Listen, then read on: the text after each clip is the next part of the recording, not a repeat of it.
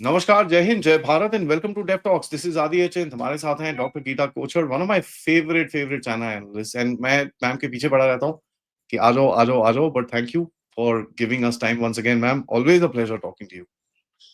Namaste to you and to all your viewers. Yeah, pleasure for me as well. It's always good to talk to you just because of some things, I get busy. Otherwise, yeah, it's नहीं, fun but to she is be on your promissory channel. Once a month हमको आके एक class देंगी। So she is promised. Sure, sure, sure. Ma'am, operation Sindoor and China, अभी recently हमारे vice army chief ने भी बड़ा क्लियर स्टेटमेंट्स दिए हैं अबाउट चाइनीज इन्वॉल्वमेंट एंड किस तरह से लाइव फीड्स तक चाइना दे रहा था पाकिस्तान को। ऑल्दो कुछ कर नहीं पाए थे, बट लाइव फीड दे रहा था, उसको बता रहा था भैया तू जरा गड्ढे में बैठ जा, हम आ रहा है तेरे ऊपर मारने के लिए। Mm. There is nothing either one of them could do to stop it. इससे चाइना में जो एस्टेब्लिशमेंट है, मिलिट्री है, और उनके वेपन्स का जो गंदा फीडबैक आया है, उसका क्या रिएक्शन है मैम? नेटिजन्स हमने देखा, they were not very happy with it, but what is the reaction of the military, the establishment in China? ठीक है, मुझे लगता है कि चाइना में ना एक बैकलैश हुआ। मतलब जैसे ही हम लोगों का ये एक एक्शन शुरू हुआ था on the terrorist camps in Pakistan, and then Pakistan retaliated, and then after Pakistan's retaliation, China में पूरा एक वेव था जिसको दे वर शोइंग। आपने पता नहीं कई लोगों ने वीचैट के वीडियोस वगैरह देखे हैं कि नहीं। उन्होंने ना मतलब पूरे जैसे ट्विटर पे, एक्स पे हम लोग ऐसे वीडियोस बनाते हैं या टिकटॉक पे वीडियोस बनाते हैं, उस टाइप के वीडियोस बना रखे हैं कि देखो पाकिस्तान की आर्मी ने जो है इतने रफाल गिरा दिए, ये कर दिया, इंडिया का तो बुरा हाल हो गया, इंडिया रो रहा है। अब बताओ, तुम तो रफेल लेके आए थे, तुम्हारे रफेल गिर गए, all kind of this narrative. And my point is that ठीक है, ये सब ऑर्डिनरी सिटीजन बना रहे होंगे, हम इंडिया में भी बहुत बनाते हैं। कोई इंस्टा पे रील बना रहा है, तो कोई टिकटॉक पे बना रहा है, कभी अभी तो टिकटॉक बैन है, but like this kind of reels. But China is a different country. China में हर इस टाइप का एक रील या पोस्ट या जो भी ये चाइना वेबो पे डाले या वीचैट चैनल्स पे डाले, ये बहुत ही कंट्रोल्ड है, highly controlled by the state. पहले तो ग्रेट वॉल से कंट्रोल्ड है, और दूसरा ये कि अब इन्होंने तो वर्चुअल स्टेट कंट्रोल भी शुरू कर दिया है। तो चाइना ये कंट्रोल कर सकता था या, इसका मतलब क्लियरली ये है कि गवर्नमेंट ही उसको प्रमोट कर रही थी। गवर्नमेंट ये नैरेटिव चाइना में प्रमोट कर रही थी कि हम जो है वो बहुत कमजोर हैं, इंडिया बहुत कमजोर है। इंडिया ने चाहे फ्रांस के रफेल लिए या नहीं लिए, वो तो चाइनीज जो जेट्स थे उन्होंने उनको टारगेट कर दिया, उनके डिफेंस सिस्टम्स बहुत अच्छे हो गए। तो ये पूरा जो नैरेटिव उन्होंने बनाया अपनी कंट्री में, वो अब जाके जब everything is coming out, there are people in on X like Daniel Somyan वगैरह, ये वो सब जो है पूरे सैटेलाइट की इमेजेस निकाल के, सिग्नेचर्स निकाल के उसकी रियलिटी को एक्सपोज कर रहे हैं। एंड द रिजल्टेंट आउटकम जो आप देख रहे हैं कि भाई बहुत सारे कंट्रीज हैं, ग्रीस हो गया, अर्मीनिया हो गया, फिलीपींस हो गया, वो हमारे वेपन्स की डिमांड कर रहा है। इससे बहुत ज्यादा क्लियर समझ में आ रहा है कि एक्चुअली हुआ क्या था। आप बोलने के लिए एक नैरेटिव बना दिए, बहुत बड़ा रेटोरिक बनाया कि देखा इंडिया फेल हो गया, इंडिया ये कुछ नहीं कर पाया, कुछ नहीं कर पाया। बट आज जो है एक रियलिटी तो वहां से नजर आ रही है, जो कि प्राइवेट इंडिविजुअल्स हैं, वो सारे एक्सपोज कर रहे हैं कि एक्चुअली ऑन ग्राउंड हुआ क्या था, राइट। और दूसरा, हमारे जो मिलिट्री के हायर अथॉरिटीज हैं, वो अपनी क्लियर स्टेटमेंट्स दे रहे हैं कि एक्चुअली ग्राउंड पे हुआ क्या था। ठीक है, आपने आर्मी चीफ का भी, अभी जो वाइस आर्मी चीफ का भी आपने स्टेटमेंट सुना है। उसके अलावा सिंगापुर में हमारे सीडीएस भी बोले हैं। तो आपको ये समझ में आ रहा है कि इनिशियली अगर कुछ टैक्टिकल या पॉलिटिकल प्रॉब्लम हुआ भी होगा, at the end we are able to do what we wanted to achieve. हमारा जो ऑब्जेक्टिव था वो हमने पूरा अचीव किया। और उसमें चाइना के डिफेंस सिस्टम्स, आवास की बात कर लीजिए या उनके J10 J17 जो भी थे, उनका जो नुकसान हुआ वो आपको स्टॉक मार्केट पे भी नजर आया। आपको ऑन सिग्नेचर्स अगर आप देखेंगे, क्लियर एविडेंसेस नजर आ रहे हैं, एंड हमारा ऑफिशियल स्टेटमेंट्स बाहर आ रहे हैं। तो चाइनीज गवर्नमेंट का एक बहुत ज्यादा परप्लेक्स्ड वो आ गया अब, कि अब वो अपने लोगों को क्या बताएं, क्या समझाएं। मतलब उन्होंने तो ये नैरेटिव क्रिएट किया कि भाई इंडिया बहुत कमजोर है, इंडिया हमारे साथ क्या चैलेंज करेगा, वो हमें यहाँ पे बॉर्डर पे क्या डरा रहा है, क्या कर सकता है। बट रियलिटी ये है कि चाइना में अब एक डिस्कशन शुरू हो चुका है कि भाई ये एक एक्चुअल रियलिटी है। ओके, वहां के लोगों को भी अच्छे से नजर आ रहा है। हालांकि उन्होंने लाइव फीड दिया, उनको अभी भी पता चल रहा है कि लाइव फीड से भी उनको पता चला होगा उस टाइम पे भी कि एक्चुअली ग्राउंड पे क्या रियलिटीज हुई।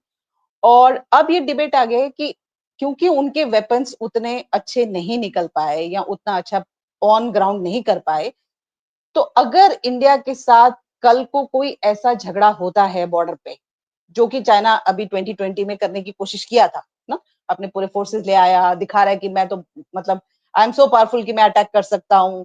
और वो जो एक एक वार्निंग देने का एक स्टाइल है उनका, और ये एक सिग्नल देने का कि भाई I can always be on an offensive, हम तुम्हें 62 याद दिला देंगे। मेरे ख्याल से इसका एक रीथिंकिंग प्रोसेस शुरू हो चुका है चाइना में, क्योंकि चाइना को अब ये समझ में आ रहा है कि इंडिया की एक्चुअल कैपेबिलिटीज क्या है, और इंडिया अगर एक्शन लेता है तो किस टाइप के एक्शन ले सकता है, किस तरह के बॉर्डर के ऑफेंसिव हो सकते हैं, और कहां कहां तक टारगेट किया जा सकता है। हमारे ब्रह्मोस वगैरह को हमें ये नहीं है कि हमें बॉर्डर को क्रॉस करके ही अटैक करना है, which is it's a live lab, जैसे अब इनकी वाइस चीफ के वर्डिंग्स में बोला जाए, तो एक लाइव लैब उनको मिल गया। लेकिन उससे उन लोगों का एक रीथिंकिंग अपने कंट्री में शुरू हो गया कि अगर हम इंडिया के साथ ऑफेंसिव में जाते हैं तो इंडिया किस टाइप का एक्शन ले सकता है, उसका हमें कितना नुकसान होगा, और क्या हम उस जंग को कभी जीत पाएंगे या नहीं। अभी तक हम लोगों में इंडिया में बहुत ज्यादा एक डिस्कशन रहता था कि अभी भी बोला गया है कि हम 2 फ्रंट वॉर में है, या अब 3 फ्रंट वॉर की बात कर रहे हैं, चाइना पाकिस्तान यूनाइट कर देगा, ये कर देगा। बट हमारी कैपेबिलिटीज के बारे में बहुत ज्यादा ना तो क्लियर एविडेंसेस थे, क्योंकि ग्राउंड्स पे हमने ये सब टेस्ट नहीं किए थे, बहुत लोग ब्रह्मोस की कैपेबिलिटीज को डाउट करते थे, वो अब सारा कुछ क्लियर आ चुका है। तो आई थिंक ये एक पूरा जो चाइना में एक स्टैंड पॉइंट था, एक पूरा पॉलिटिकल रेटोरिक बना रखा था उन्होंने कि हम बहुत पावरफुल हैं, हमारे वेपन्स बहुत पावरफुल हैं, वो एक तो वो वेपन्स कितने पावरफुल हैं वो मिथ डिस्ट्रॉय हो गया, और दूसरा इंडिया के वेपन्स कितने स्ट्रांग हैं वो उनको सामने नजर आ गया। तो अब अगर चाइना कोई भी ऑफेंसिव करने की कोशिश करता है बॉर्डर पे, तो उसको ये सारे के सारे जितने एक लेसन जो मिला है, जो एक्सपीरियंस आया है एक तरीके से, उससे वो सीखना पड़ेगा कि इंडिया किस टाइप का ऑफेंसिव कर सकता है, एंड इंडिया को एक कमजोर पावर समझ के वो जो बाकी छोटे नेबर्स के साथ करते हैं ना, डरा धमका के उनको रखना और ये वो इंडिया के साथ नहीं चलेगा। I think this narrative is very strong in China. और दूसरी चीज जो उनके में हुई है वो है मिलिट्री इंडस्ट्रियल कॉम्प्लेक्स की, जो एक मतलब बहुत पावरफुल वो थी, नेक्सस थी। उसमें वो लोग बहुत आराम से अपने वेपन्स भेजे जा रहे थे पाकिस्तान को और अदर कंट्रीज को, और बहुत ज्यादा बॉल्स्टर कर रहे थे कि हमारे वेपन्स इतने स्ट्रांग हैं, हम कुछ कर सकते हैं। I think now they are facing a challenge from India, क्योंकि वेपन इंडस्ट्री आप ही के पास नहीं है, एक ऑल्टरनेटिव पावर इज एग्जिस्टिंग। और अगर वो भी उस टाइप के डिसमिनेशन करता है, और ऑफ कोर्स हम लोग we have an understanding, Greece के साथ हम कुछ अंडरस्टैंडिंग बना रहे हैं, आर्मीनिया के साथ, बहुत सारी कंट्रीज के साथ, फिलीपींस के साथ कर ही चुके हैं, वियतनाम भी शायद अब थोड़ा सा डिस्कशन में आ रहा है, ताइवान कर सकता है, that is very significant. Taiwan भी अब ये इंटरेस्ट शो कर रहा है। तो अगर आप हमारे यहाँ पे जो एक काउंटर करने की कोशिश कर रहे हैं, इंटरनल डिस्टर्बेंसेस क्रिएट कर रहे हैं, हमारे नेक्स्ट डोर नेबर को वेपन्स दे के सप्लाई करके बहुत पावरफुल बना के वो कर रहे हैं, तो same strategy we can do with you, and उसका नुकसान आपको बहुत लॉन्ग टर्म होगा, क्योंकि अभी तो शी जिनपिंग जी की पॉलिसी ऑन ताइवान बहुत ही क्लियर है, सबको पता ही है कि ताइवान उनको वापस लेना है। तो अगर हम ताइवान को भी वो सब सप्लाई करने लगते हैं और एक वेपन इंडस्ट्री अलग से खड़ा हो रहा है, वो एक डिस्कशन जो है अभी चाइना में बहुत ज्यादा हो गया, और उससे मुझे लग रहा है कि दो चीजें हो रही हैं। एक तो टेंशन क्रिएट हो गया है, चाइनीज को आप देखेंगे तो बहुत ज्यादा टेंस है इस मामले में, और बहुत ज्यादा जानना चाह रहे हैं कि हो क्या रहा है, क्या करना चाह रहा है, मोदी जी की पॉलिसीज क्या हैं, वो क्या प्लान कर रहे हैं, बहुत सारे लोगों को बुला बुला के। और दूसरा वो अपना जो एक मॉडरेट ओपिनियन है उसको प्रोजेक्ट करने की कोशिश करें कि हम तो मतलब अच्छे रिलेशन चाहते हैं, हम तो लड़ाई चाहते ही नहीं है, हम तो बहुत माइल्ड है, हम तो आप लोगों को इनवाइट कर रहे हैं, आप आइए। अब ये देखिए हमने मानसरोवर भी खोल दिया, हम लोगों का तो कभी इंटेंशन ही नहीं था आपके साथ लड़ने का। एक एटीट्यूड चेंज आपको उसमें नजर आएगा। I think that these are very significant points which have impacted after Operation Sindoor.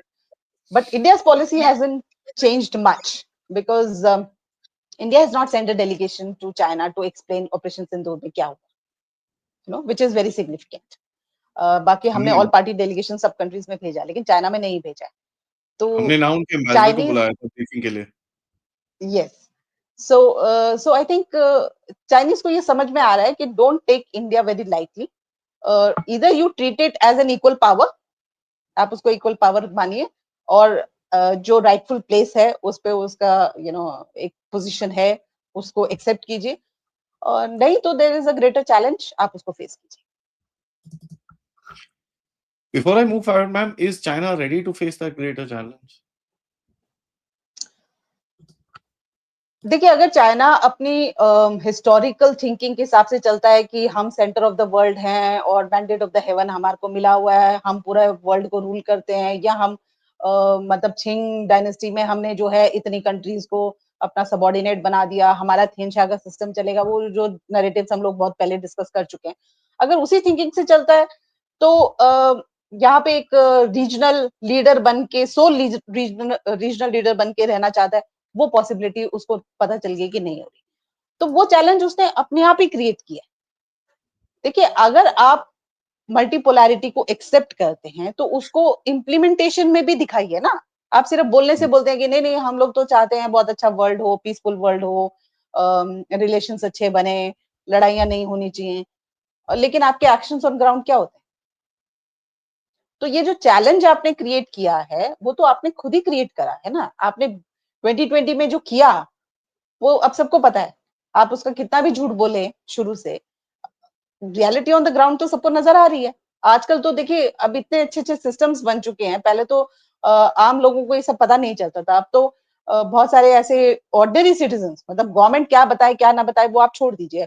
Ordinary citizens ऐसे-ऐसे आपको चीजें, सिग्नेचर्स और लैंड पे क्या हो रहा है, इमेजेस, ये वो सब दिखा के या वीडियोस दिखा के आपको क्लियरली बता देंगे कि ऑन ग्राउंड क्या हो रहा है। So people are not foolish now, right? अब इंडिया में जैसे ही चाइना ने अपना एक नेशनलिस्ट का वो पूरा एक टावर क्रिएट किया हुआ है, और अभी भी करने वाले हैं, सितंबर में they are again having a huge military parade in Beijing for the victory of the world war two में जो है करके। तो इस टाइप का आप जो नेशनलिस्ट एक यू नो पूरा पिलर एक क्रिएट कर देते हैं, and then you sit on that tower and say कि हम सबसे ऊपर हैं, वो तो दूसरी कंट्री भी कर सकती है, और अब तो हमारी इंडिया की पॉपुलेशन आपसे भी ज्यादा है, हम लोग भी ये क्रिएट कर सकते हैं। तो उसके रिपरकशंस क्या होगा? उसका रिपरकशंस ये होगा कि एक एनिमोसिटी जो आज की डेट में हम नहीं बोलते, हम आज भी कभी चाइना को अपना एनिमी डिक्लेयर नहीं करते डायरेक्टली, राइट? तो वो अपने आप ही हो जाएगा, जैसे हम पाकिस्तान को ट्रीट करते हैं हम चाइना को भी कल वैसे ही ट्रीट करेंगे। आज अगर इंडिया में आप पाकिस्तान की बात करेंगे या पाकिस्तान का नाम भी लेंगे, तो हर एक बंदा आपको उसके अगेंस्ट खड़ा नजर आएगा, राइट? वही चीज आप चाइना के लिए क्रिएट कर देंगे। तो अगर आप ये चाहते हैं कि हम इकोनॉमिक डेवलपमेंट करें, उस पे फोकस करें, मॉडरेशन मॉडर्नाइजेशन पे फोकस करें, अपने लोगों की सिटीजन्स की लाइफ अच्छी बनाने की कोशिश करें, और चाइना का ये एक एम भी रहा है, अगर आप 70 से देखेंगे तो इकोनॉमिक डेवलपमेंट, पॉवर्टी रिडक्शन, ये बहुत सारे लॉफ्टी गोल्स जो रहे हैं, चाहे वो हम बोले कि अपनी लेजिटिमेसी को बरकरार रखने के लिए रहे हैं, लेकिन जो गोल्स रहे हैं, अगर आप उसको चलाना चाहते हैं और इंडिया के साथ वो मैत्री के एक रिलेशन बनाना चाहते हैं, तो आपको ये नैरेटिव जो है उसको टोन डाउन करना ही पड़ेगा। आप उस नैरेटिव के साथ नहीं चल सकते, क्योंकि इंडिया भी वैसे ही नैरेटिव अगर चला देगा जैसे कि हुआ, अगर आप 2020 के बाद देखें तो गलवान के इंसिडेंट के बाद इंडिया में जो नैरेटिव चला एंटी चाइना का, वो इतना था कि अगर अगर इंडियन गवर्नमेंट 1-2 साल के बाद, जब भी थोड़ा नॉर्मलाइज 2023 तक थोड़ा सा नॉर्मलाइजेशन हो गया था हमारा, अगर उसी टाइम पे 2023 में हम लोग पूरे डायरेक्ट फ्लाइट्स खोल दें और चाइनीज यहाँ आ जाएं, तो मुझे लगता है कि हर टूरिस्ट स्पॉट पे इंडियंस जो है वो चाइनीज को गालियां दे रहे होते, क्योंकि कोरोना का एक इफेक्ट था, ऊपर से ये 2020 का वन हो गया, तो वो पूरा का पूरा वैसे ही एक इफेक्ट आता है जैसे कि हम पाकिस्तानी के लिए थे। तो ये चाइना को समझना पड़ेगा कि आप चैलेंज को खुद क्रिएट कर रहे हैं, और अगर वो आप चैलेंज क्रिएट कर रहे हैं तो उसके रिपरकशंस तो आपको झेलने पड़े। और जहां तक रीजनल उसकी बात आती है कि भाई रीजन में इंडिया का कितना पावर है, कितना नहीं है, देखिए आज तक चाइना ये दिखाने की कोशिश कर रहा है कि साउथ ईस्ट एशिया में उसका बहुत ज्यादा इन्फ्लुएंस है, और बहुत अच्छे रिलेशंस हैं, और सारी कंट्रीज जो हैं आरसीईपी में भी हमने देखा कि उसने बहुत ज्यादा इन्फ्लुएंस कर लिया, इवन जापान ने उसको ज्वाइन कर लिया, south Korea, Japan, all countries join. वो एक था कि आपका इकोनॉमिक पावर बहुत स्ट्रांग है और उसका एक अंडरस्टैंडिंग था कि भाई रिसोर्सेज जो हैं, यानी फाइनेंशियल रिसोर्सेज जो हैं वो चाइना के पास है। आज वो मिथ जो है वो धीरे धीरे टोन डाउन हो रहा है। इंडिया इकोनॉमिकली बहुत स्ट्रांग हो रही है, ओके। जैसे ही इंडिया 10 ट्रिलियन इकोनॉमी बन जाती है तो वो रीजनल क्लाउड जो आप अपना इकोनॉमिक स्ट्रेंथ पे ले रहे थे वो अपने आप टाउन डाउन हो जाती है। और बाकी अगर आप मिलिट्री स्ट्रेंथ वगैरह देखेंगे तो इंडिया ने आप प्रूव कर ही दिया है, ऑन ग्राउंड प्रूव कर दिया है कि इंडिया की military capabilities are no lesser than China और any other country in the region. तो रीजनल उससे देखें तो India is already a power that needs to be recognized, you know, as a regional power, as a regional leader. अब इसमें सिर्फ China ये कोशिश कर रहा है कि नहीं नहीं उसको टोन डाउन करो, मैं ही एक वो बना रहा हूँ, तो मेरे ख्याल से उस फिलोसफी से तो आप आगे कामयाब नहीं। मैम एक चीज और निकली है, which I mean something to add if you don't mind, कि एक जो military balance था where the propaganda basically said China can overwhelm India, कि भाई हम we'll just walk over, and even after 2020 उन्होंने वो खत्म नहीं करा, they didn't stop it. आज वो नहीं दिख रहा मेरे को, 2-3 महीने हो गए, I haven't seen that. I haven't seen their propaganda accounts saying कि भाई हम ये वो एक बेवकूफी का क्लेम आया था भाई वो गंगा तक हमारा लैंड है and all that nonsense came out. But their propaganda, जो military propaganda accounts have been basically quiet. देखिए ये जो एसिमेट्री और बैलेंस ऑफ पावर की हम लोग जब बात करते हैं तो अब तक ये था कि चाइना इकोनॉमिकली बहुत पावरफुल है और मिलिट्रीली बहुत स्ट्रांग है। कई लोगों ने तो 5 टाइम्स स्ट्रॉन्गर बोला है चाइना को, तो हमें मतलब डिकेड्स लगेगा उस तक पहुंचने के लिए। मेरे ख्याल से आज चाइना को ये समझ में आ रहा है कि ये सिर्फ balance of power in real terms देखने से कोई फायदा नहीं है, बिकॉज जब ऑन ग्राउंड जब अटैक होता है, you know, it is about your strength in weaponry, it is about the tactics you apply और strategy, तीनों फैक्टर्स इंपॉर्टेंट हो जाती हैं और उसमें हम लोग काफी कुछ प्रूव कर पा रहे हैं, और जो ये नरेटिव वॉर चलता था पहले चाइना का, आई थिंक अभी इंडिया को थोड़ा सा और स्ट्रांग होने की जरूरत है इस नरेटिव वॉर में, but India is also learning, बाकी तो ऑन ग्राउंड आप ये कहेंगे कि चाइना बहुत पावरफुल है इसीलिए हमें अटैक कर सकते और हम कुछ नहीं कर सकते। वो हमारा 2020 में प्रूवन है जब उन्होंने अपने पूरे के पूरे एलएसी को सोल्जर्स के साथ पूरा फिलअप कर दिया और ये सोचा कि हम लोग जो है डर जाएंगे। We also stood the ground. हमारे सोल्जर्स वहां पे उतने महीनों तक, लाइक सालों तक इनफैक्ट बोलना चाहिए, because it was more than 1 year, हम लोग कितने हार्श विंटर्स में, हार्श क्लाइमेट में हमारे सोल्जर्स वहां खड़े रहे। सो वो जो जो 5 टाइम्स स्ट्रॉन्गर चाइना का जो एक नरेटिव था वो तो अपने आप ब्रेक हो गया यहाँ पे। ऐसा नहीं है कि हम लोग उनको काउंटर नहीं कर सकते। और बहुत लोग अगर आप रिसर्च में देखेंगे तो माउंटेन वॉरफेयर की जब बात करते हैं तो आज भी डेट में ये बोलते हैं कि इंडिया का माउंटेन वॉरफेयर जो है बहुत कैपेबिलिटीज बहुत स्ट्रॉन्ग है चाइना के मुकाबले। अब आई थिंक चाइना रिलाई कर रहा है न्यू टेक्नोलॉजीज पे, तो हम लोग ये देखते हैं कि जो न्यू टेक्नोलॉजीज हैं और एआई रिलेटेड टेक्नोलॉजीज जो हैं या क्वांटम टेक्नोलॉजीज को अगर इम्प्लीमेंट किया जाएगा इन फ्यूचर, तो वो हो सकता है कि चाइना लीड ले ले। बट हम भी तो उस पर रिसर्च कर रहे हैं, ये तो वक्त बताएगा कि कौन कहां तक पहुंचा। और हमारे इंडिया में शायद ये आदत भी नहीं है कि हम लोग जा जाके मतलब एक बेकार से वेपन्स की भी इतनी बढ़ाई करें जैसे कि चाइना ने किया था। उनके वेपन सिस्टम अप्रूव हो रहे हैं जिसको वो लोग बहुत केपेबल बोल रहे थे, अब हमारे मिलिट्री वाले आके उसको एसेस करके बता रहे हैं ना कि उसकी केपेबिलिटी क्या निकली। PL-15 वगैरह जो हमारे यहाँ पे गिरे हैं, अब उसका रिसर्च होके पता चल रहा है ना कि आपके तो वेपन्स इतने खराब निकले, मतलब वो क्वालिटी मैटर्स, यू सी, जब तक आप उसको ग्राउंड पे टेस्ट नहीं करेंगे you can not say anything about it. तो वो सब रियलिटीज तो बाद में पता चलेंगे, बट आज की डेट में ये बोलना कि चाइना स्टिल अभी 5 टाइम्स इंडिया से पावरफुल है, मेरे ख्याल से वो नरेटिव आज बस्ट हो जाता है क्योंकि ऑन ग्राउंड रियलिटी में बहुत कुछ चेंज हो चुका है। मैम इसी के पे अगर आप देखें एक और जो चीज हुआ है यहाँ पर, एक चाइनीज की जो एक वनरेबिलिटी रही है यहाँ पर, वेयर अमेरिका भी घुसा हुआ है पाकिस्तान के अंदर। ना how do you think China accepts कि भाई उनका पला पलाया आसिम मुनीर सडनली एक रैंक पहन के, now it is very clear कि भाई उसको रैंक पहनाया गया था ताकि वो ट्रंप के साथ जाके मीटिंग कर सके, Yeah, उसके लिए उसको रैंक पहनाया गया। Can you imagine? This is what the Pakistanis खुद आके बोल absolutely. रहे हैं, नहीं जी वो लेवल पे नहीं थे, तो सोचा गया कि इनको फील्ड मार्शल बना देते तब जाके मीटिंग कर लेंगे उनके साथ। Hmm. अच्छा, फैंटास्टिक। तो how do the Chinese see this कि यार ये क्या हुआ? ये तो ट्रंप को मेरा बलूचिस्तान में मेरे मेरे माइंस बेच रहा है, मेरा सीपीईसी ब्लॉक, ये ईरान के साथ घुसा हुआ है, ये हुआ क्या? देखिए मैंने पहले और भी कभी have the Chinese factored this in कि भाई एक पार्ट पाकिस्तान का, एंड मैं ये मानता हूं कि आधी एयरफोर्स चाइना पाकिस्तान की जो है वो चाइनीज एयरफोर्स है, आधी एयरफोर्स अमेरिकन एयरफोर्स है। वैसे तो पाकिस्तानियों का कोई भरोसा नहीं है because they run where the money is but yeah but मैंने ये पहले भी बोला है आपके चैनल पे शायद कि चाइना 100% पाकिस्तानी पे ट्रस्ट नहीं करता। ओके बहुत लोगों ने उसको मुझे काउंटर किया कि देखिए वो तो ऑल वेदर फ्रेंडशिप है, देखिए अभी भी देख लीजिए वॉर में चाइना ने पूरा पाकिस्तान को सपोर्ट किया, China is completely you know in favour of Pakistan.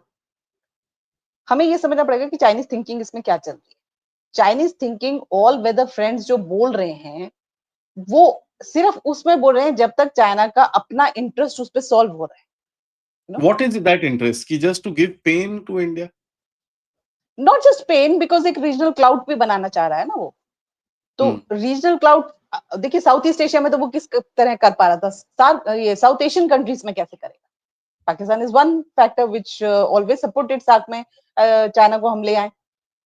अब ये जो सार्क के न्यू एवोल्यूशन की बातें कर रहे हैं लोग, हालांकि ऐसा कुछ होने वाला नहीं है, बट जो भी एवोल्यूशन की बातें कर रहे हैं, तो Pakistan was a very strong supporter.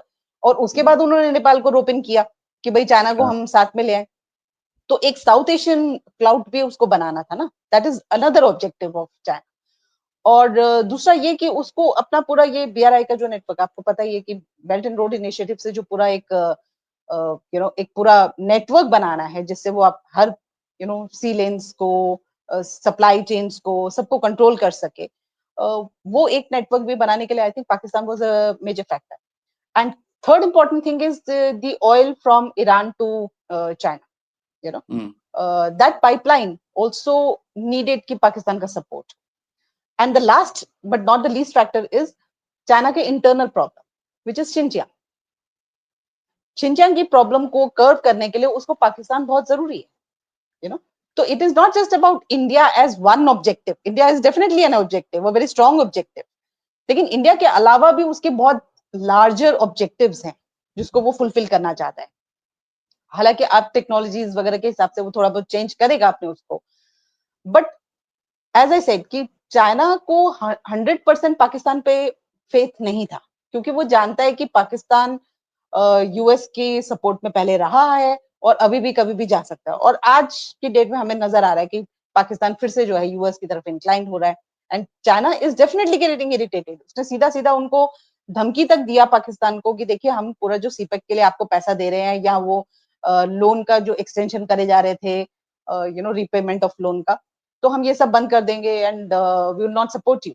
No, तो आप पूरा यूएस के उसमें मत जाइए support. But at the end China का गोल एक अलग है। चाइना का गोल है ताइवान को वापस लेना, और उसको ये समझ में आ रहा है कि अगर उसको ताइवान को ऑफेंसिव से लेना है तो major problem comes from US. It will have to engage in war with US. So China is not willing कि यूएस किसी भी तरीके से पाकिस्तान में या बांग्लादेश में या इन एरिया में, कहीं पे भी इस रीजन में अपने ऐसे कुछ बेसिस बना ले जिससे कि उसके अपने जो ऑब्जेक्टिव्स हैं उसको कोई चैलेंज मिले। अब कहीं ना कहीं मुझे लगता है कि चाइनीज को थोड़ा सा ये ट्रस्ट जरूर है कि इंडिया अपनी ऑटोनॉमी को स्टेक पे रख के वो एक्सेप्ट नहीं करेगा। But Bangladesh can do it, already America has a lot of other bases in Philippines and other places, South Korea, this that, वो उसको तो मोबिलाइज करेगा ही करेगा। दूसरी बात ये भी है कि मुझे लगता है कि आज जो यूएस और पाकिस्तान का क्लोजनेस हुआ है, ये चाइना की किसी भी फेवर में नहीं जाता, ये तो हमें मालूम है। बट चाइना उसके लिए एक काउंटर एक्शन लेगा, जिसमें मुझे लगता है कि वो उसको पाकिस्तान को exceptional weaponry and financial aid in terms of ये सीपेक के प्रोजेक्ट्स में या कुछ वो देके उसको अपने ओर खींचने की कोशिश करेगा या न्यू प्रपोजल्स ले आएगा where Pakistan, Afghanistan, Nepal, Bangladesh all can be united, एक एक्सिस टाइप बन जाए कुछ, जिसको वो अल्टरनेटिव एक्सिस बना दे, ताकि जो प्रॉब्लम्स इंडिया पाकिस्तान की सालों से चल रही है उसके लिए हम आपको एक फोरम प्रोवाइड कर देंगे, हम एक मीडिएटर बन जाएंगे, इस टाइप का कुछ एक एक्शन करने की जरूर कोशिश करेगा। अब इट ऑल डिपेंड्स, हो सकता है नेपाल अब उसमें पार्टिसिपेट ना करे because of all that is happening in Nepal. Bangladesh will be dicey, हो भी सकता है, नहीं भी हो सकता है, we really don't know. So what China would try to offer to Pakistan is something as a ground for negotiating between India and Pakistan. और हो सकता है कि जैसे कि अभी हमने एससीओ में देखा भी कि उसने हमारे कश्मीर में हुए अटैक को रिकॉग्नाइज करने से मना किया, तो वो उस चीज को और थोड़ा सॉलिडिफाई करके पाकिस्तान को खुश करने की कोशिश करे, ताकि पाकिस्तान कंप्लीटली यूएस के उसमें फॉल ना करे। आई think that would be the strategy. Ma'am यहाँ पर एक और, इफ यू डोंट माइंड, मैं आपने बड़ा इंटरेस्टिंग सी चीज बोली है। सो ही विल पाकिस्तान को वो कश्मीर और इन चीजों पे फेवर करेगा so that he can get that favour from Pakistan as well, right? या एंड आपने ये भी बोला कि उसकी एक पोजीशन रहेगी कि अमेरिका को इस रीजन के अंदर बेस ना बनाने दिया जाए, right? But as an outcome of this war, now look at this, ये बड़ी इंटरेस्टिंग सी सिचुएशन है। As an outcome of this war, Pakistan बैठ गया, एक्चुअली पहले इतना क्लोज नहीं था यूएस के साथ, अब ज्यादा क्लोज हो गया है। पाकिस्तान के अंदर बेसिस नहीं थे, अब हैं। पाकिस्तान का जो कमांड एंड कंट्रोल स्ट्रक्चर टूटा, वो पूरा अमेरिकन है और वो अभी अमेरिकन ही चला रहा है, वो भी पता है। बांग्लादेश में जो ये नहीं चाहता था इन टर्म्स ऑफ यूएस घुसे, वहां पर यूएस घुस गया है। तो इसकी जितनी भी चालें एंटी भारत हैं, वो एंटी भारत चालों के बीच में US is basically come inside and made its own space in that vulnerability. And funnily हम लोग कुछ नहीं बोल रहे बिकॉज ठीक है, ही डजंट रियलाइज, तो हमारे साथ गेम खेल रहा है भाई, एक्चुअल गेम तो तेरे साथ हो रही है। How do you see that as a perspective also? देखिए, ग्लोबल चेंजेस, ग्लोबल ऑर्डर में चेंज होना ही होना है, ठीक है, वो आज हो या 5 साल बाद, 10 साल बाद, यू नो वो होगा, ये सबको नजर आ रहा है, बहुत क्लियरली नजर आ रहा है। बट आज की डेट तक सब लोग ये बोलते हैं कि वो एक चेंज होगा यूएस वर्सेस चाइना, यानी कि एक सुपर पावर फाइट जो होगा। लेकिन अब जो है हम लोगों का जो पोजीशन है और हम लोगों के जो एक्शंस हैं या हमारी डिप्लोमेसी भी आप देखेंगे, उससे आपको क्लियरली नजर आ रहा है कि ये टू सम गेम नहीं होने वाला, कि यूएस वर्सेस चाइना और हमें चूज करना पड़ेगा कि हम चाइना के पास जाएं या यूएस के पास जाएं, ऐसा कुछ होने वाला नहीं।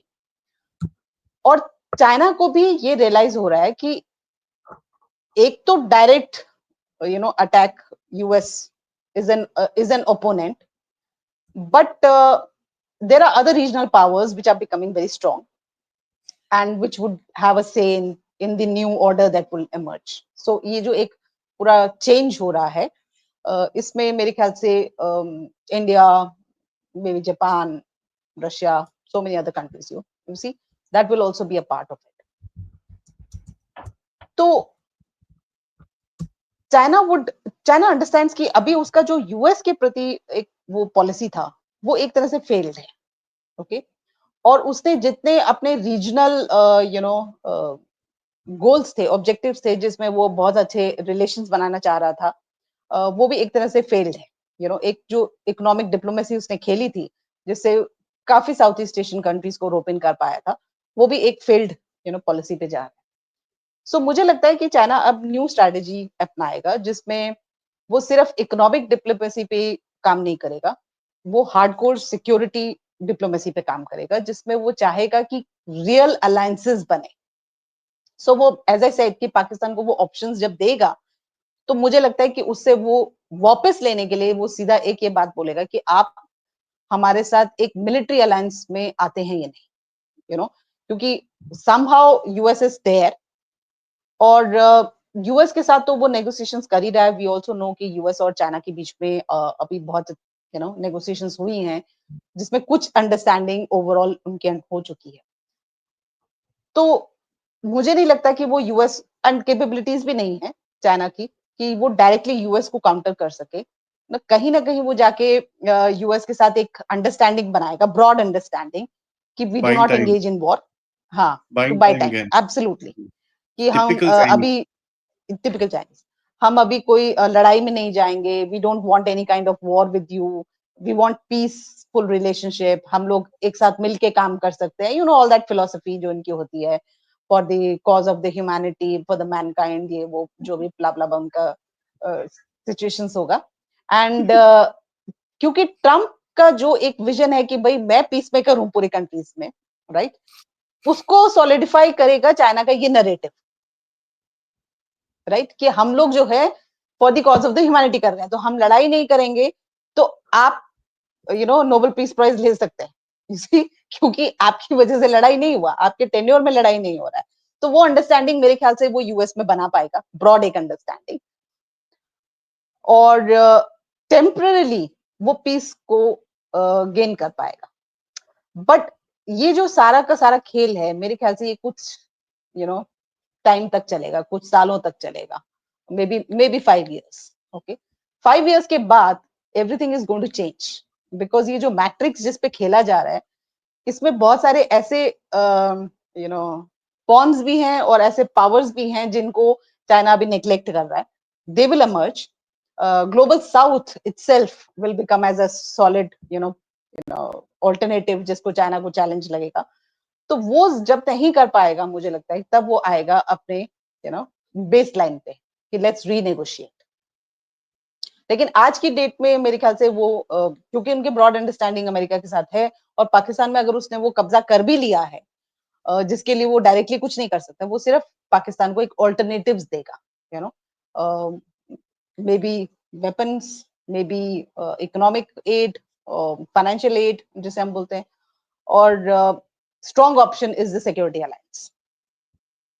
Let's make a block which is a security alliance with China at the center, and that security alliance would definitely change how each country would relate to China. I think that is the larger, goal towards where China is pushing. They try to rope in Nepal as well, लेकिन नेपाल ने तो अभी तक उतना interest नहीं show किया या नहीं कर पाया, दोनों बातें बोल सकते हैं आप। बट आई थिंक ये जो एक सिक्योरिटी अलायंस होगा, I think we have to be very about this, because this will definitely change how China will be able to settle its relations with America in this region.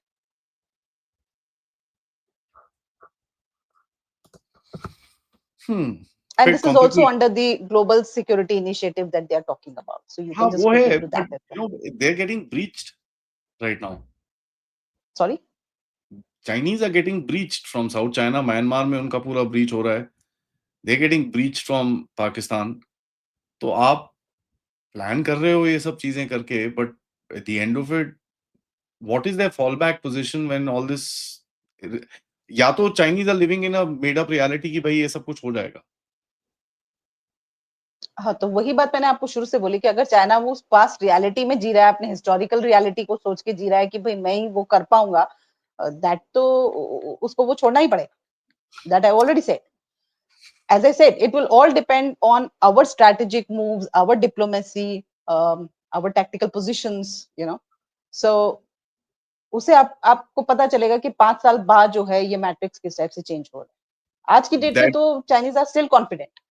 that means Chinese are going to get a root shock. 99.9%। Mm. देखिए वो root shock तो उनको पाकिस्तान में भी मिला।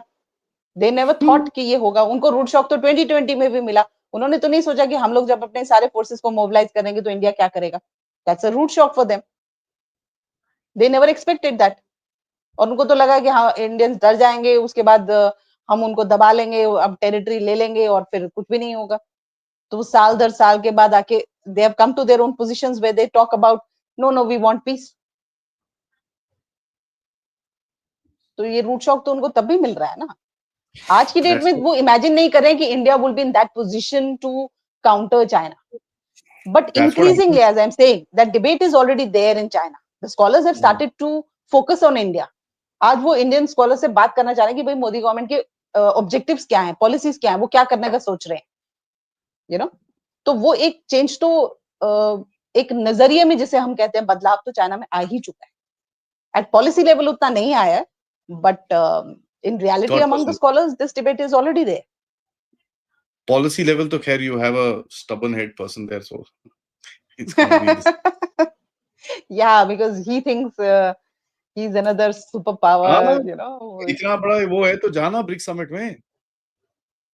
वो अब भाई आप लोग देखिए ना, प्रेसिडेंट जी को वो क्या कहते हैं, ब्राजीलियन प्रेसिडेंट जी ने मोदी जी को डिनर पे बुला लिया, शी जिनपिंग को नहीं बुलाया, तो थोड़ा तो धक्का लगेगा ना। मैं ये ग्रेट पावर हूँ। Ma'am, this is a repeat. What people have missed out. This is a repeat of Italy. Hmm. And वैसे एक हम्म ब्रिक्स में RIC है, हम्म PNS को तो तोड़ दिया उसने. Saudi Arabia hmm, doesn't want to join. yeah, Iran को तोड़ दिया उसने. बी की बैंड बजा रखी है वहां पर लूला की. हाँ, लूला काफी बोलता है, but Brazil is in bad condition after bad Trump has come condition, in. yeah। South Africa के प्रेसिडेंट को बुला के पैंट उतारी उसने वहां पर. And there was no other reason for it except the BRICS. Hmm.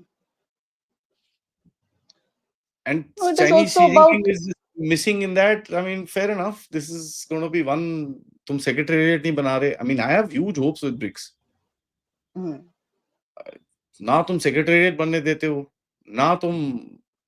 If I want to write to BRICS, who do I write to? Hmm Is there a secretariat? Is there someone I can call and say, "Hello, are you from BRICS? Hmm. What is going to happen, sir, this year?"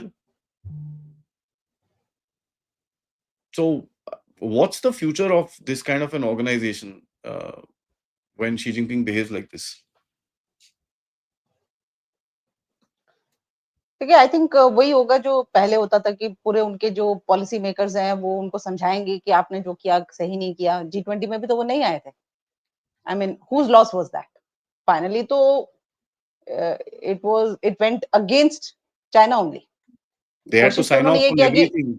Yeah. हाँ, कोशिश तो उन्होंने ये किया कि भाई हम G20 में अगर शी जिनपिंग जी नहीं आएंगे तो इंडिया की बेइज्जती होगी, इंडिया ने क्या कर पाया ये वो। लेकिन उसका एट द एंड रिजल्ट क्या हुआ? वो तो काउंटर यूनिक हो गया ना। It was counterproductive for China. Same thing will happen with BRICS. If president Xi Jinping will not go, तो बाद में उनके पॉलिसी मेकर्स बोलेंगे जो आपने नहीं किया तो गलत करा, ये करना चाहिए था। देखिए हमारा ब्रिक्स है, हमें ऑल्टरनेटिव अगर बनाना है यूएस के अगेंस्ट, स्ट्रॉन्ग खड़े होना है, उनके डॉलर को डी डॉलर करना है, अपने आरएमबी को इंटरनेशनलाइज करना है, ये वो करना है, तो हमें ब्रिक्स पे रिलाई करना पड़ेगा, अपने पावर्स को वो करना। बट आई थिंक इसमें रशिया का भी एक बहुत इंपॉर्टेंट रोल होगा, because Russia is now strongly calling for RIC as you said. So मुझे लगता है कि रशिया शायद मेरे ख्याल से पुतिन जी शी जिनपिंग को समझा पाएंगे कि आप जो कर रहे हैं वो थोड़ा सही नहीं कर रहे। Cool I down. mean, that's very interesting क्योंकि रशिया का इंटरेस्ट रहेगा कि यार ये तुम बेवकूफी मत करो, इसको पाकिस्तान को छोड़ यार, it's a bloody no sum game. What are you doing? या अब वही है या ना, that is the main thing. I mean Chinese to me, I mean I जो एक रूमर था ना, जो हमने चाइना की पढ़ाई करनी शुरू करी थी, दैट भैया China thinks 50 years ahead in this. मेरे को 5 मिनट आगे नहीं सोचते ये लोग. लल्लू दिखाए. नहीं सोनिया had sent you ऐसा बुक लेके कॉपी पेस्ट करके पूरा अपना तुमने देश बना लिया. ठीक है, उसने लिख के तुमको दिया भैया कहाँ-कहाँ ब्रिज बनाने हैं, कहाँ-कहाँ रेलवे लाइन डालनी है, कहाँ पोर्ट डालने हैं, कहाँ एसईजेड बनाना, तुमने एग्जैक्टली वही करा. उसने लिखा मंगोलिया को कॉलोनाइज करो, तुमने जाके वो कर लिया. सिंगजांग बनाने को बोला हो तुमने जाके वो कर लिया। उसने बोला भाई लद्दाख, तिब्बत वहां पर रिसोर्सेज हैं, तुमने जाके वो कर लिया। I mean what have you done original for your country? As far as the CCP, the more I learn about China, honestly, ma'am, मेरी respect कम हो रही है इनके लिए. I had a huge amount of respect before, but the more I learn about these people and their thought processes, my respect levels have gone down for a civilization to not think. Okay. नहीं, ऐसा नहीं है कि people don't think in China, but as you said rightly कि Xi Jinping ने इतना command control centralise कर दिया है ना, कि जो वो थिंकर्स पॉलिसी में डाल भी रहे हैं, एक तो बहुत फियर फैक्टर से बहुत कुछ डाल नहीं रहे होंगे मेरे हिसाब से, और जो डाल भी रहे हैं वो percolate to the up top level जा नहीं रहा होगा, मतलब they are not looking and into it in a very right perspective.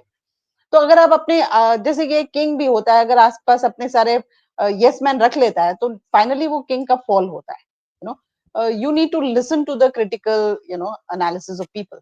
I think that is where the Chinese problem lies. आज जो Yeah. चाइना के सारे सारे नेबरहुड में एक तरह से एनिमीज ही बन गए हैं, मतलब there is nobody who is friendly to China, वो गुडविल कुछ दिख नहीं रहा है। उसका मेन रीजन यही है, उसका इकोनॉमिक गवर्नेंस जो फेल हो रहा है, उसका मेन रीजन यही है, आप बहुत ज्यादा हाईली सेंट्रलाइज कर दिए। You are not looking into the opinions that are coming from, say, Shanghai or from Fujian, from Shanxi, from Tibet, from Xinjiang।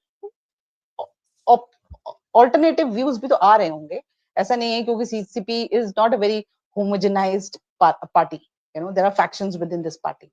तो उस पार्टी के फैक्शंस जो बोल रहे हैं, उन फैक्शंस को अगर आप खत्म कर देते हैं और बढ़ने ही नहीं देते हैं, इट्स लाइक मैं अगर चाइना को आज देखूं इंटरनली और शी जिनपिंग का स्टैंड देखूं, बहुत लोग ऐसे बोलते हैं कि ये जो परचेज भी कर रहा है, पीएलए में भी बहुत सारे परचेज कर रहा है, पार्टी कैडर्स के परचेज कर रहा है, thousands and thousands of them have been purged।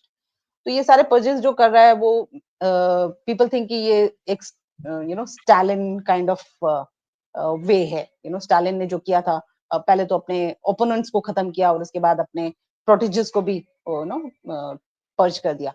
तो आई थिंक शी जिनपिंग उस पे चल रहा है। मुझे लगता है कि चाइना में आज एक अनस्टेटेड कल्चरल रेवोल्यूशन चल रहा है, जो कि माओ के टाइम पे था।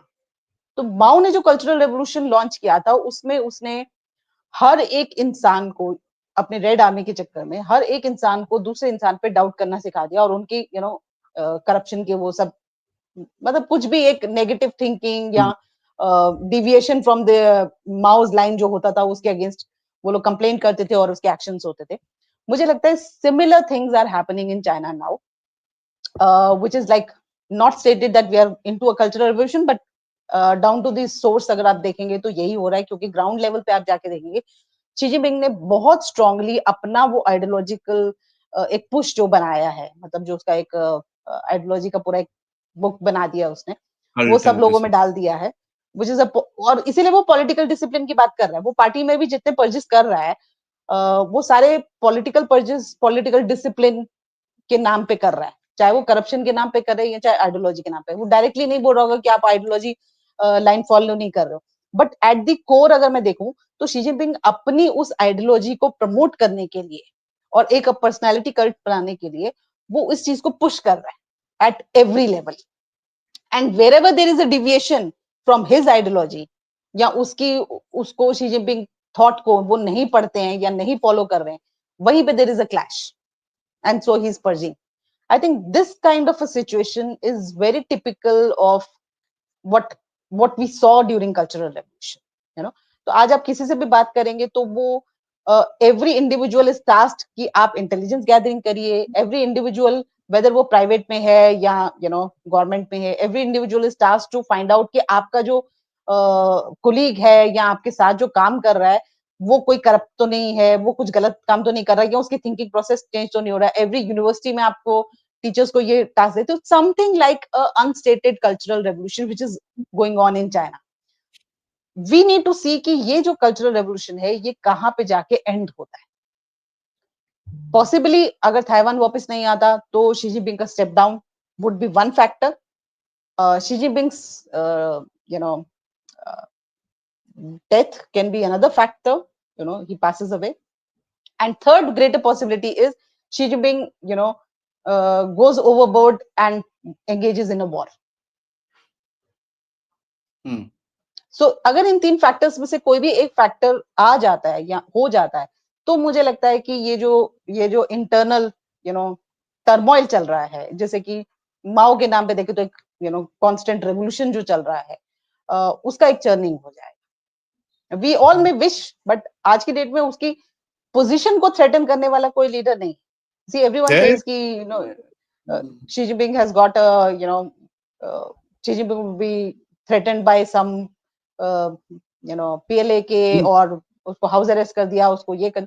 I don't think so. That is not happening in China. No. He's There is weakened for sure.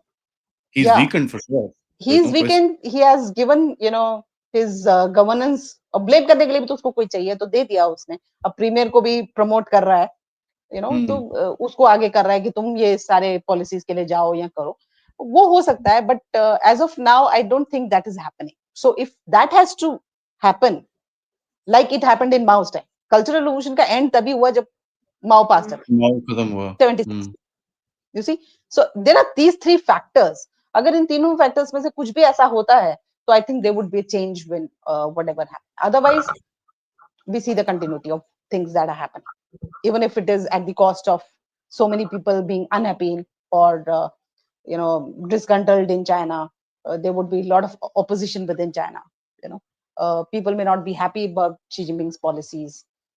There are scholars which are really criticizing China कि देखिए आपने अगर वुल्फ वॉरियर डिप्लोमेसी भी इन्होंने अपनाया था, तो scholars debated and then they had to change that. तो वो आज भी हो रहा है. He's trying to be nice to Trump. They're trying to mediate their relationships. Even with India, they're trying to be moderately okay. But I don't think it will work for a long period of time. Because जब तक आप centralized control system को demolish नहीं करते और decentralization में नहीं जाते, जो कि Deng Xiaoping ने किया था, you will not have a healthy China. And that is a major threat for us as well. Because any chaos in China is a chaos for India and for the region. We have to be very careful about that as well. True, ma'am. Thank you, ma'am. This was really, really insightful. Actually, मेरे को आपसे तिब्बत के बारे में बात करनी है, and I will kind of disturb you once again because that's a topic we need to look at. What's happening? Absolutely. I'm going to leave the audience with that. Leave the audience with that caveat. But मैं फटाफट लेके आऊँगा ma'am को because this is something that we need to discuss as well. And China is at a crossroads where हमको नजर रखनी पड़ेगी. Thank you so much, ma'am. Always a pleasure. Guys, video को like करिए, subscribe करिए, ma'am. And of course, share this with your friends and families. And don't forget, if you can, contribute towards the channel. Use the QR code, PayPal, Super Stickers, Super Chats, or visit our store. Thank you so much. Namaskar. Jai Hind. Ma'am, thank you. Namaskar, Jai Hind. Yeah, thank you.